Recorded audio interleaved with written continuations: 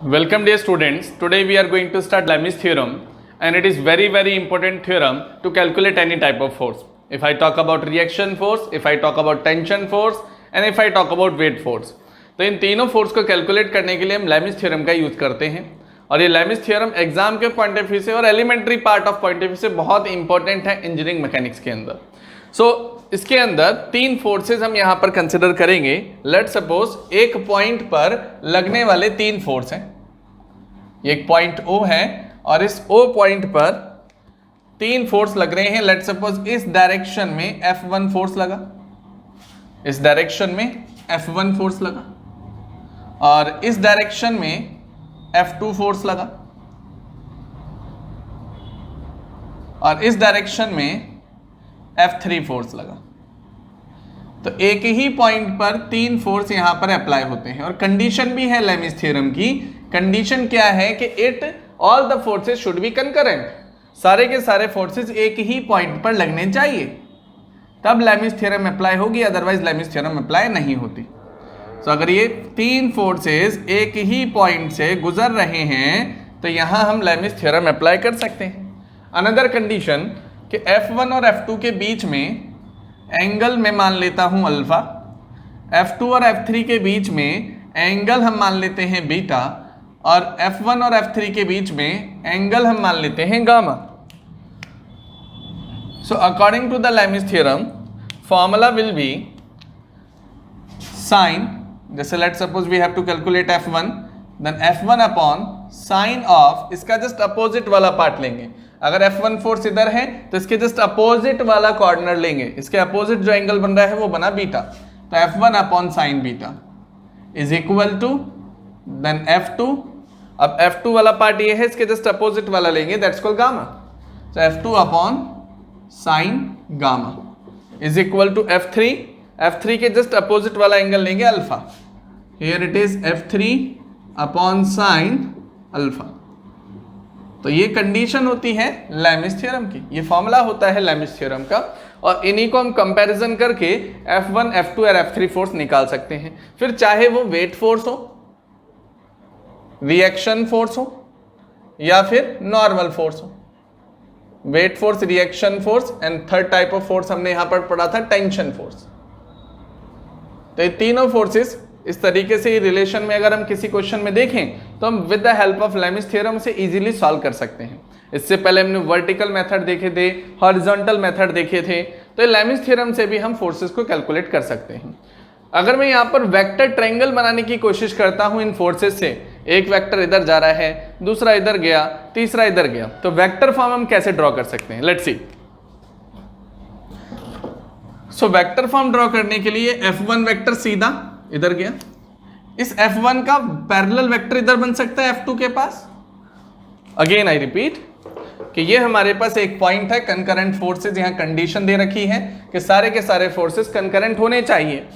अगर यहां पर ये F1 वेक्टर है, ये F3 वेक्टर है, ये F2 वेक्टर है, तो ध्यान से देखना इस पार्ट में कि F1 वेक्टर बिल्कुल पैरेलल बना सकते हैं। यहां पर वेक्टर का एलिमेंट्री पार्ट हमने सीखा है, ये वेक्टर यहां पैरेलल बन जाएगा बिल्कुल यहां।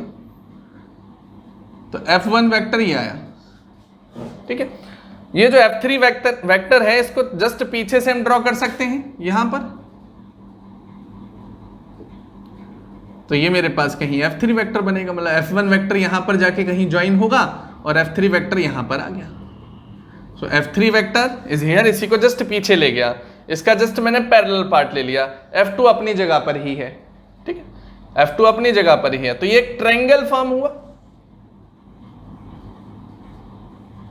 ये पार्ट एक ट्रायंगल फॉर्म हुआ। इसी ट्रायंगल को मैं बाहर लिख लेता हूं। लेट सपोज यहां से यहां तक गया F1 वेक्टर, यहां से यहां तक आया F3 वेक्टर,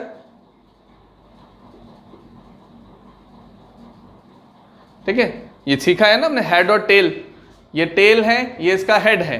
अगर ये हेड है तो दूसरे वाले वेक्टर का टेल होना जरूरी है, that means it is a combination of vector. इसको हम टेल बोलते हैं, इसको हम हेड बोलते हैं। अगर हम किसी भी दो वेक्टर को ज्वाइन कराते हैं तो हमें क्या करना होगा, दूसरे वेक्टर का टेल लेना पड़ेगा यहां पर इसके हेड के पास और यहां आएगा हेड, और अगर यहाँ हेड आता है तो तीसरे वेक्टर की टेल यहाँ आनी चाहिए और हेड यहाँ आना चाहिए। तो हेड और टेल का कॉम्बिनेशन हम बनाते हैं। सो यहाँ पर हम देख पा रहे हैं ये हेड टेल कॉम्बिनेशन बना। अब यहाँ देखेंगे तो F2 वेक्टर की टेल यहाँ पर आ रही है, इसका मतलब हम बिल्कुल ठीक जा रहे हैं। तो इस पार्ट की टेल यहां पर आई, head tail, again head tail combination बन गया। तो एक ट्रायंगल के अंदर इसे हमने कन्वर्ट कर दिया। सो F2 वेक्टर, सो यहां पर हम देख पा रहे हैं F1 वेक्टर इधर, F3 वेक्टर इधर और F2 वेक्टर इधर है। एंगल जैसा कि हमने देखे थे, एंगल बिटवीन F1 और F3 will be gamma, angle between F1 and F3 will be gamma, ये गामा बना। Angle between F2 and F3 will be beta, F2 and F3 will be beta. Angle between F1 and F2 will be alpha, so angle between F1 and F2 will be alpha. ये triangle बना।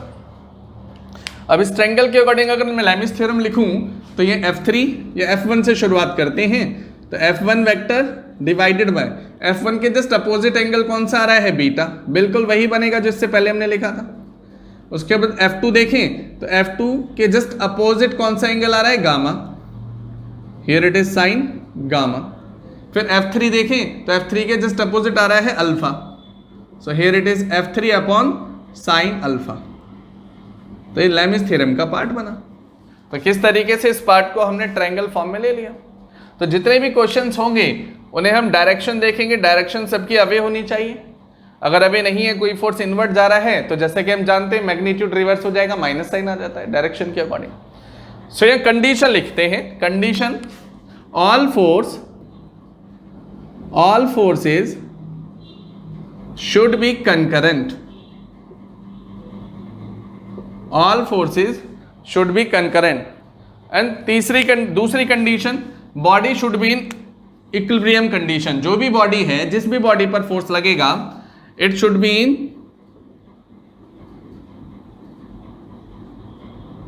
Equilibrium position. तो जो भी question equilibrium के base पर आएगा या कोई भी शेप हमें दे दी जाएगी तो हम उसे इक्विलिब्रियम कंडीशन में लेंगे, या इक्विलिब्रियम कंडीशन में गिवन होगा, then we can apply the Lami's theorem.